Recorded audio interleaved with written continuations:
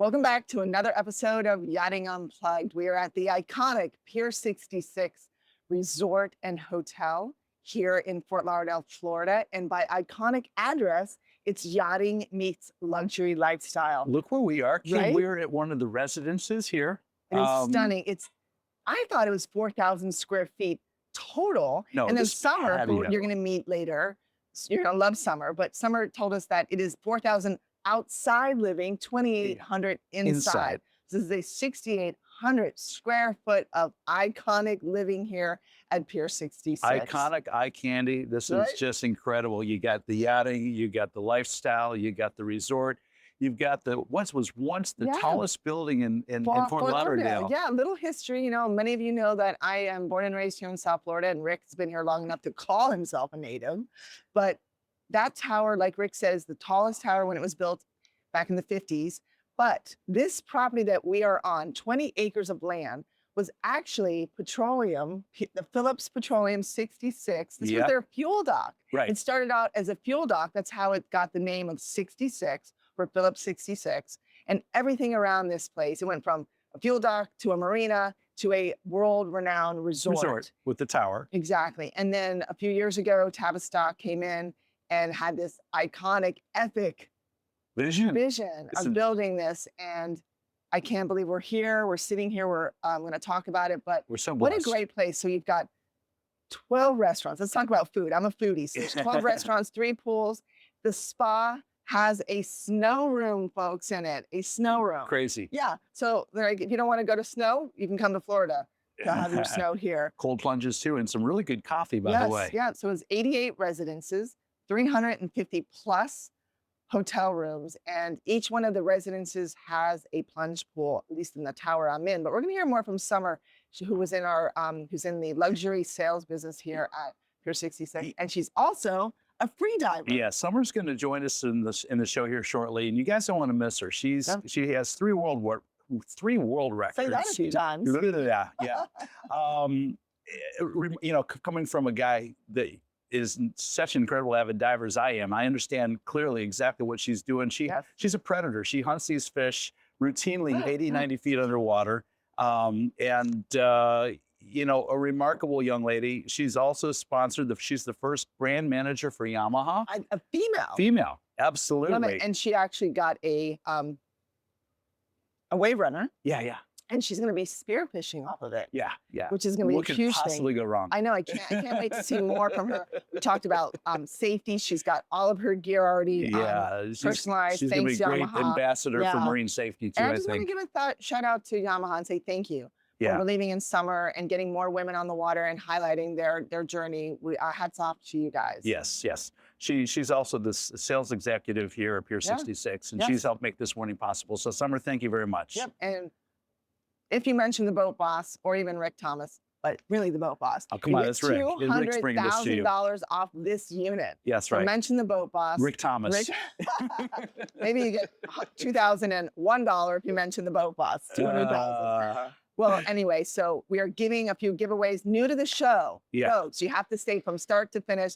2 major giveaways here during our podcast. And I promise you, it'll be well worthwhile. Absolutely. As well, when you hear us talk to Summer in a little bit, the conversation and her backstory is amazing. And stay tuned for that. Let's talk about the Marina. Let's do that. Yeah, I mean, there's some of the largest yachts in the world on the face dock. You see them coming in. You're coming in from the port. As we talked about, Port Everglades is the 3rd largest port in the United States. And so it's really the welcoming committee, if you will. I mean, Pier 66 is right here when you come in, and it's a great place to stop, to really take your yacht or your small vessel, whatever size vessel they can accommodate here. A lot of marinas have restrictions. They don't. They welcome everybody here and just come in, enjoy. They have a club too, I heard. Yes. And I'm really excited. Hopefully you and I will join that someday. We will indeed. And they're going to open up the Pelican again. I used to bring my little 30-foot boat to the dock right over here. And after a day on the water, we'd come to the Pelican, have the most nice casual but best food, and it's been closed during this renovation, so I'm excited to wait to see that reopen up too. That'll be great. Well, our dear friend Megan Lagasse Washington is the dock master here. She's head of marinas for Tavistock. Really hats off to her. And then John Myers, who I love and adore as well. He's head of the club here, either one of them, Summer, Megan, John, reach out to them if you're interested in any type of lifestyle here at Pier 66. Cool. And speaking of lifestyle, I want to segue into the recent Marine Industries Association of South Florida's Plywood Regatta. Yes. I was involved in that last year and again this year. Really blessed to be part of that. Kim, you and I next year are going to do some. We are. We're going to do some. I've pulled some strings here. We're going to do some live streaming from there. We're going to record a future episode at the Plywood Regatta. But for those who don't know, we talk about bringing youth and engagement into our industry. 28 teams with mentors came together last Saturday. They built their boat from scratch. 2 sheets of plywood, 2 lengths of 2x2 lumber, 5,200 marine adhesive and paint. I love that 5,200. And tie wraps. Okay. No screws. They had to put it all together with 5,200 and tie wraps. Love it. And they designed their own boat. So you saw every little design you can imagine. So Saturday, they build the boat. And then Sunday, they race the boat. They test it. See if it and you think watching wavy yachts and the stuff coming through all over Marina is entertaining? Watch the Plywood Regatta. But it's amazing. These young people are out there. They're humping it. They're racing each other. They get serious when they're in the race, and it goes through heats, and they end up with the ultimate race winner. Let's talk about. And it's so fun to watch. Let's talk about the venue. I actually reached out. Actually, one of the influencers or coaches at the fort reached out to me and said, let's collab, let's do some. I don't play pickleball. I'm really excited to get into that space. And that's where the regatta is being hosted. That's right. So if you have not checked out the fort, that's the Fort, F-O-R-T. It is a public-private partnership between the city and a private organization that has really done an incredible job. They are indoor courts, outdoor courts, lifestyle, TVs, bars, the whole thing. It is amazing. So attend the regatta, check out the fort. I'm really excited to see that. It's beautiful. That lakefront area is gorgeous. I spent 2 days over there. The pickleball courts are, everything you'd expect them to be. Well, let's talk about other events. We have something major going on. We're all heading to Washington soon. And there will be some really interesting things that we're going to talk about. A lot of the industry leaders, some that are available, some that are not. I know a few people can't attend due to some projects that they have going on, but we are all heading to Washington. This is the American Boating Congress. Right. It starts Monday night with the kickoff dinner. And then Tuesday, we're in meetings all day. And then Wednesday, we're basically at the Capitol just talking to all of our local politicians that are in Washington about the marine industry and really what our needs are and really educate them. And Kim, I'm so proud to know that you're going up to represent us and be part of this. It's an important voice, and you are a big voice in our industry. So, I'm excited to gratitude share, for that. Yeah, that it's my first time, and Rick, next year you'll be heading as well. Absolutely. There, but for those of you that have never attended, I'll be taking it to my platform, LinkedIn. You'll see all my footage on ABC there. But let's talk about what we're talking about there. Why are we going? We all go to Washington to really make change, and the biggest thing that's on the forefront right now is the tax situation. Obviously, how tariffs are going to impact the yachting and the boating industry. That's right. That's right. And this is on the heels of the first deal put together by the Trump administration with the United Kingdom, which, again, became a win-win. Sounds like trade barriers are dropping down. We'll be exporting automobiles and agricultural materials to the UK, and UK is going to be able to continue. 25% of all automobiles built in the United Kingdom come to the United States. So it's really important that this worked. And, that's happening. So in the context of that, you'll be talking to our representatives about how important that is for our business. It's huge. Well, I mean, obviously the dealership level, I know model year change happens in June. So I know that all the brands that I represent or the parts that I get from wherever around the world, those prices are going to increase. Yeah. We're going to see a big, hopefully they'll be somewhat conservative, we hope, but that could be a big issue for the marine industry. Big question mark, right? Yes. Yeah. We're also going to be talking about the 20% small business pass-through deduction and how a full expensing of research and development and equipment. That's huge for manufacturers. Well, as a manufacturer and having been in that space for 35 years, that's the one thing we've been missing. To stay relevant in the industry, we had to develop new technologies, new equipment. that all came out of our own back pocket. There was no governmental support or incentive or reimbursement for that. It was purely, what you had to do as part of your overhead and being a manufacturer. So now that you can expense some of that, it's a huge incentive to be creative, to try new things, take some risks that otherwise you might not because of the expense associated. Right. I think it's fantastic. To invest in your business through initiatives like that is only a win-win for everybody. We're also going to talk about sustainable marine fuels and alternative energy solutions, which are critical for the sustainability of our industry. So interestingly enough, I was in Savannah last week, Right, yes. I met a company, we'll be talking about this later, that are legitimately building 30-foot hydrogen-powered vessels. Yeah. So there is new technology that is now available. This isn't hydrogen fuel cells. They are actually creating hydrogen from breaking down the water molecule, and it's happening right now. So there's just one example of alternative fuel, things that we can look forward to, and goes back to what we just said, the R&D and the ability to develop these technologies. And sustainability of our industry is what keeps me up at night. And there's always that one question that all CEOs get asked, what keeps you up at night? Sustainability of our industry. And to me, that means how do we make boating affordable to everybody? And those of us that can't have fossil fuel at your location, what are the other fuels that are available? And whether it's methanol or pure electric. These electric boats we've been running lately, you can plug them into your shore power and next morning get a full tank of gas. I think it's outstanding. Yes, I think electric propulsion isn't for everybody. Obviously, you've got to cross the pond or you've got long range, needs. But why not have coastal or lake, use? I think it's a fantastic alternative. Well, right here at Pier 66, Voltaire's office is right here, and they've got their electric boat in this very marina. I love it. We're also talking about infrastructure and how we need to upgrade our marinas, our ramps, and everything involved that supports the marine industry. We're going to be talking about that in Washington as well. Yes. What a trip. I know. So there's a lot of other things we're going to be talking about, but Washington, look out, the boat boss is coming. I'll be covering it on my LinkedIn. And I might jump on, X for once. I've been a while since I've gone with Twitter, which is now X. So maybe I might ramp that platform up too.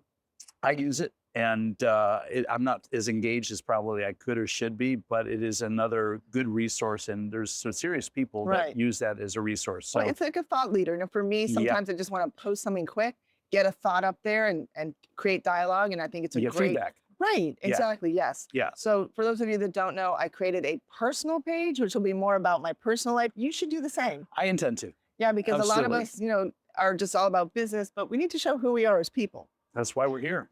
All right. So we've got, what else do we have going on? We're going to welcome summer onto our show, aren't we? Why don't we go inside? But let's do our first giveaway. Okay, let's do our first giveaway. Remember, there's 2 giveaways. Maybe there's 3. You never know. It can happen. Again, 12 restaurants here at Pier 66. You're going to get a $150 gift certificate or maybe more. We don't know. We'll find out.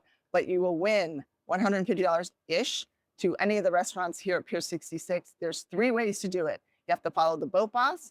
You have to follow Rick Thomas. Rick Thomas Yachting on Instagram. And then you have to follow Pier 66. Yes. And when you comment in this post for the show, you have to tag somebody that you would like to dine with. There you go. It's not hard. It'd take you, what, a minute to do that? Not even. And it's a way that we're able to expand the reach of our show so more people can hear our messaging, understand what we're talking about. We're talking about picking up the industry and making things fun for everybody. And it gets you here to Pier 66 in one of these amazing restaurants.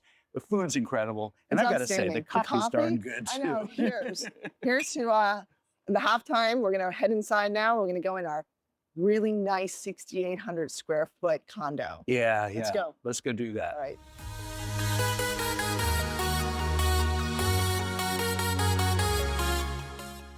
The Recreational Boating and Fishing Foundation recently reported for every 10% more women in fishing, it equates to $1 billion in revenue for our industry. That is a huge statistic. Kim, $1 billion. $1 billion. That's real money. I heard money. that at the Miami Boat Show last year, and it's one of the initiatives on the Boat Boss platform as well as Yachting Unplugged. We are bringing the importance of fishing, and we're taking that message to Washington next week. But we are super excited to bring you a 3-time world champion. This is a spearfishing. badass freediving Yes, predator. and she's a woman. So we have how much more to go? We have 9% more to go after we have, Boom. Summer. Absolutely. So Summer, welcome to the show. What a Yeah. privilege to sit next to a 3-time world record holder, sport spearfisher. Yes. Coming from my space. Holy crap. Your depth is 125. You comfortably hunt in 80, 90 feet of water? Yep. Yeah, okay. So let's start with don't take us all the way back to when you were born, but how did you get into this? So very unique. First of all, thank you for having me. It's Of a great course. conversation, and we love promoting women on the water. Yes, we do. It's a huge Initiative. big initiative for the industry. So amazing initiative. We love it. But kind of unique situation. So I'm originally from Buffalo, New York. Nice. Not a lot of free diving, spearfishing in Buffalo, New York. But I originally moved to Key West after college, and that's really where I fell in love with the water. I was only supposed to stay for 6 months. That's usually how we are. I've never heard that story before. And here we are. All right, so we're going to start. Every show we talk about tips. Well, today we're talking about diving tips. So for me, I recently, for my 10-year cancer anniversary, jumped off one of the platforms at the Hall of Fame, Swimming Hall of Fame, one of the high ones. I think it was like 20-something meters. It was really high. So point being is I landed incorrectly and hurt my back a little bit. Anything that you can recommend to somebody that wants to take the plunge and do something like that? How do we land correctly? Yes, so it's just such an incredible sport. And I think a lot of people are intimidated by the sport. It's very challenging, but very rewarding. So I think if you do want to take the plunge, just really do your research, know the sport, and then find a great community. Yeah. We really grow within our community. So if you find the right person and you find your community, you're going to get grow an within the instructor that will community. tell you how to spearfish, Yes. to free dive, to dive, whatever. Take a free diving Exactly. course. Yes. Well, Don't talk just about, plunge on it. we love talking about safety on and in the water, and coming from the diving space myself, free diving is liberating. It's amazing. I've watched incredible. it. But you do have a risk of shallow water blackout as you come to the surface. Yeah. So in my technical and cave diving, we always go as a team. I would assume free diving, you need to have a team. You need to have somebody with you so that should you experience that, and I'm sure in all the free diving you've done, you must have come close to having that experience. You've got somebody to help you up. Absolutely. That is the most important thing in diving. You have to have a dive buddy. You have to have somebody watching you for safety. It's a very comfortable sport. So even if you are the best at the best, you can dive 300 feet comfortably, you always need to have somebody with you because most of the blackouts do happen in that Shallow water. 20-foot range. Yeah, you've consumed all the oxygen, not all, but a lot of oxygen in your blood supply, and the CO2 is dumping in there, and that's what kicks that off as you get close to the And surface. then you that tie in pressure like differential. anxiety or little nerves, and it speeds up that usage for sure. So how did you convert from that to now your work? This is your office. Look at this office This is space my she's future in. condo, by the way. Not a bad way to come to work every day. I will be buying this condo. I'm going to visualize it and manifest Yes, it. manifest But how it. did you get into this? Manifesting. Right. Okay. Well. No, but really, I truly believe once you get into a community like yachting, spearfishing, freediving, Absolutely. you really network and you meet great people because we're all really like-minded. We all want to grow. We're all very passionate about the right things. So really, that's what got me into real estate. Before I was in yachting for a little bit, that grew into real estate, and then really working at such, a yacht-focused and water-focused community. So Best of all worlds. best of all worlds here. I get to bring my passion into my career. So it's really amazing. Well, if you are interested, like I said, we're going to get back to the show now, but we wanted to say thank you. And thank you for the gift certificate for our community that you're, again, you have to like Boat Boss, follow the Boat Boss, follow Rick Thomas. We're going to put that on the screen right here, Pier 66, and even Summer, right? Yes. If you want Summer to. in. If you want to. No, you should. But She's also amazing. tag or comment with somebody that you would like to have that dinner, lunch, that meal with here at Pier 66. Thanks for joining us. Absolutely. We're going to Thank you get back for to the having show. me. Get back to the show. Good stuff coming. All right. So Rick, it's almost hurricane season. I cannot believe it. Less than 2 weeks away. How did this Less happen? than 2 weeks. Well, things happen quickly in life. We've had a wonderful winter, though. We have. It's been incredible. We are rolling into June 1st to November 30th is hurricane season here in Florida. We're going to talk about a few things. First, let's talk about, again, have your plan, report your hurricane plan to your insurance company. But we did not mention last week, I had the chance to speak with Colby, who I work out with at my gym. He's with, I think it's HUD. He is an insurance underwriter and an agent, and talked to me about, there's so many companies out there that are just quoting. Yeah. But yes, they might be cheaper, but we really do need to talk about their rating. You know, how much reserves do they have so that if something does happen to your boat, like we saw with the Lamborghini boat, that was all over the news. And folks, for the record, it did not capsize. It did not capsize. It took on water. It took on water. You know, it's amazing how the marine industry was so spot on with it sunk. These are the reasons why. But then you have the New York Post and like everyone else was, it flipped. And it didn't. Flip. It took on water and it was probably overloaded for its size. Yeah, you know, 32 plus influencers, which is influencers, no less. Influencers, yeah, it probably wasn't the Wonder greatest how much people. they influenced that foundering. Yeah, probably not the greatest people to have on board documenting the whole situation, but find out from your insurance company what their rating is. Make sure they have enough reserves, because obviously the amount of catastrophic losses that could actually happen, you want to make sure that they have enough. You know, there's so many layers to that onion too. In my yacht management world, we worked with a number of very, very good underwriters. In fact, I had Laura Sherrod of New Coast on my show last year. Really did a nice deep dive into what it is to underwrite and insure these boats. And they're also selective too. You may not get the insurance you need if your boat's not well maintained, if you don't have, you know, the right safety equipment, if you know, you might need a professional captain to get the policy that you want to protect your assets. So it's worth the time and effort you put into it to make sure that you're set up the right way. No, absolutely. If you can't do it yourself, yacht management is a key alternative for you, but make sure that your boat is seaworthy, and make sure we did see through the Lamborghini episode and everything that was online, there were not enough personal flotation devices. Life jackets were not enough on board. Thank God no one was injured and no one obviously loss of life. Yeah. But the amount of the asset itself was, I believe, was a $4 million yacht-ish. And so if that is not covered correctly, that's a huge loss. Well, these boats look so seaworthy, it's hard to fathom that you would actually potentially have that boat sink out from underneath you. So you know, oftentimes when you get on a large yacht, you don't even think about personal flotation devices. Nobody wears them on the boat. It's important to do a muster drill, even if it's like you're going out with your son and his friends or what. Everyone needs to know what happens in an emergency. That's right. On my own boat, when I have new people come on board, I spend 4 or 5 minutes and do a safety brief. Yes. Every time. It's so important. There's a lot of influencers out there. There's young kids on the water that are getting into it. All I'm saying is I'm speaking to all of you. I don't want to point out names or anything, but please make sure that you are wearing a life jacket.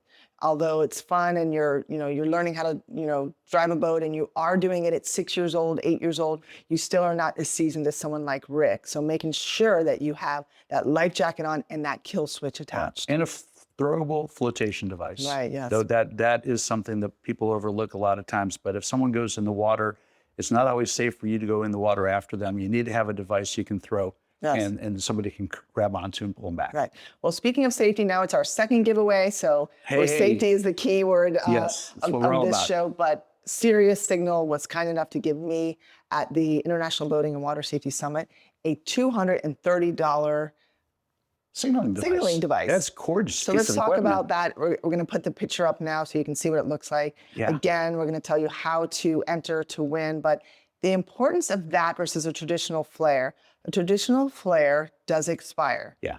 And to dispose of them, people just throw them in the trash, not realizing that it is actually ammunition. You know how I dispose of our flares when they expire? What? I teach people around me how to use them.